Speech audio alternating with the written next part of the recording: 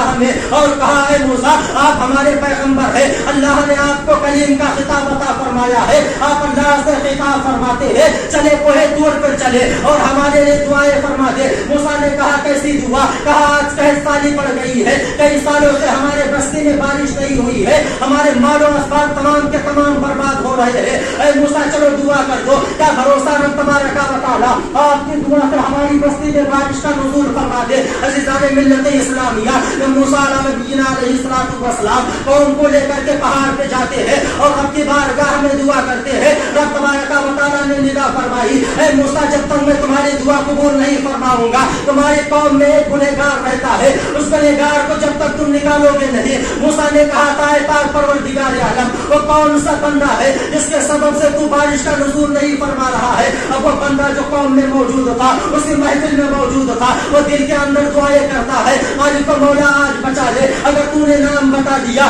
ساری قوم کے اندر میں ذلیل و رسوا ہو جاؤں گا, ساری قوم مجھے حقارت کی نظر سے دیکھیں گے. اے مالک کو مولا میں گنہگار ضرور ہوں مگر تیرا بندہ ہوں, میرے گناہ بڑے نہیں ہے, میرے رحمت کا چادر وسیع ہے. مالک کو مولا میرے گناہوں کو چھپا لے, آج نام نہ بتا, میں دعا کرتا ہوں تیری بارگاہ میں اور وعدہ کرتا ہوں آج کے بعد میں کوئی گناہ نہیں کروں گا. موسیٰ علیہ السلام رب کی بارگاہ میں عرض کرتے ہیں مالک کو مولا اس کا نام بتا دے تاکہ نکالنے میں آسانی ہو جائے. اتنا کہنا تھا, رب تبارک و تعالیٰ نے بارش کا نزول فرما دیا. موسیٰ علیہ السلام پریشان حال ہے, آپ نے فرمایا مالک کو مولا بات سمجھ میں نہیں آئی ہے, ابھی تو نے کہا تھا ایک گنہگار ہے جس کی وجہ سے بارش نہیں ہو رہی ہے اور ابھی تو نے نام بھی نہیں بتایا اور بارش کا نزول بھی فرما دیا ہے. اے مالک و مولا اس گنہگار کا نام بتا دے. اللہ تبارک و تعالیٰ نے ندا فرمایا اے موسیٰ جب وہ بندہ گنہگار تھا تب میں نے نام نہیں بتایا, اب اس بندے نے تو اپنے گناہوں سے توبہ کر لیا ہے اور اسی توبہ کرنے کے سبب سے میں نے رحمت کی بارش کا نزول فرما دیا ہے.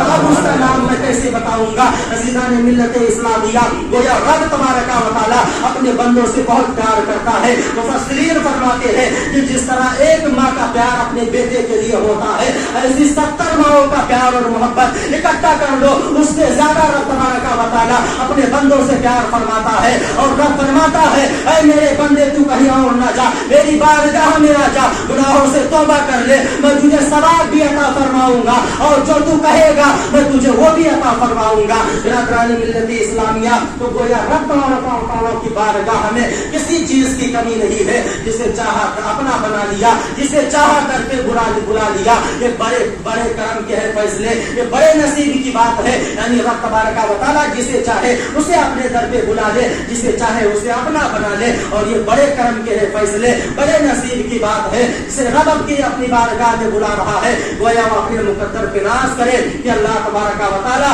مجھے اپنی عبادت کے لیے اپنی جگہ پہ اپنے گھر میں بلا رہا ہے. اور جو لوگ سمجھتے ہیں ہم عبادتیں نہیں کرتے, گویا کہ ہمیں اللہ کی طرف سے کوئی عذاب نہیں نازل ہونے والا.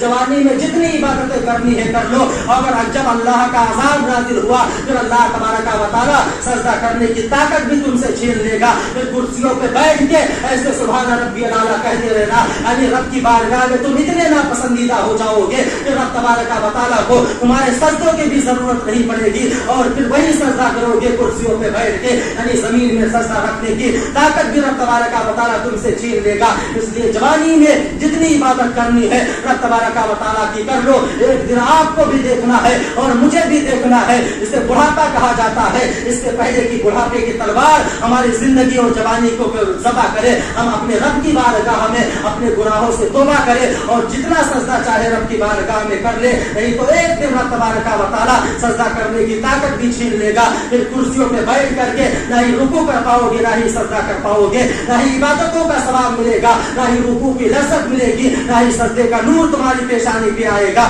پھر ایسے کرنے سے کوئی فائدہ نہیں ہے اور ایسی عبادتوں سے کوئی فائدہ نہیں ہے. کسی نے کہا تھا کر جوانی میں عبادت کاہلی اچھی نہیں, آ گیا ہے اب بڑھاپا, کچھ بات بن پڑتی نہیں. جب بڑھاپا آ جائے گا پھر ہائے کرنے سے کوئی فائدہ نہیں ہے. وہی کرسیوں پہ بیٹھ کے رب تبارک و تعالیٰ کی عبادت کرو گے اور ایسی عبادتوں سے کوئی فائدہ نہیں. جوانی میں تو آپ نے عبادتیں کی ہی نہیں, لہٰذا گناہوں سے توبہ کرے. رمضان المقدس کا بابرکت اور مبارک مہینہ ہمارے اور آپ کے درمیان جلوہ فگر جلوہ گر ہونے والا ہے. اللہ کے رسول فرماتے ہیں رمضان کا مہینہ اللہ کا مہمان بن کر میری امتیوں کے درمیان آتا ہے. اس کی قدر و قیمت کرے, رمضان کے रोजे रखे और बहाने ना बनाया करे। आपने जिस चीज की वजह से बहाना बनाया, गोया कि आपने बीमारी का बहाना दे दिया कि मैं बीमार हूँ इसलिए रोजा नहीं रख रहा, और हकीकती सही मानों में पूछा जाए तो आप सेहतमंद हो।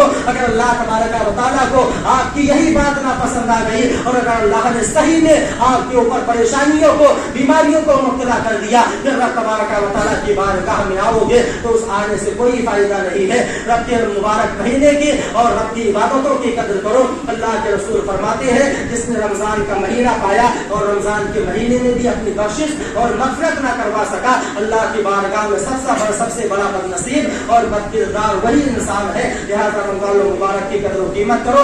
अगर ये आपके ज़हन में है कि हम रोजा रखेंगे तो हमारी सेहत कमजोर हो जाएगी, ये सेहत की गारंटी किसी और ने नहीं बल्कि मदीने के ताजदार ने लिया है। और रसूल फरमाते हैं सूमू व तसहहू, यानी तुम रोजा रखो, अल्लाह तबारक व तआला तुम्हें सेहतयाब कर देगा। दुनिया का डॉक्टर आपको बताए रोजा रखने से आप कमजोर हो जाओगे, इसकी आप फिक्र ना करें। मदीने के ताजदार ने हमारे सेहत की गारंटी ले ली है और रसूल ने फरमाया रोजा रखो, अल्लाह तुम्हें सेहतयाब कर देगा, तमाम बीमारियों से अल्लाह बचा लेगा। आज की साइंस आपको बताती है रोजा बीमारियों के जो है खत्म करने का एक जरिया है। मेरे मुस्तफा ने 1400 साल पहले बता दिया था रोजा रखो, अल्लाह तबारक व तआला तुम्हें तमाम बीमारियों से शिफायाब अता फरमा देगा और अल्लाह तबारक व तआला तुम्हें सेहतयाबी अता फरमाएगा। इसलिए रोजा रखे, रमजान मुबारक की कदर करें। अल्लाह तबारक व तआला की बारगाह में दुआ है अल्लाह हम सबको अपने मुबारक महीने रमजान मुबारक की सही तरह से कदर कीमत को समझने की और उस पर अमल करने की तौफीक अता फरमाए और हम लोग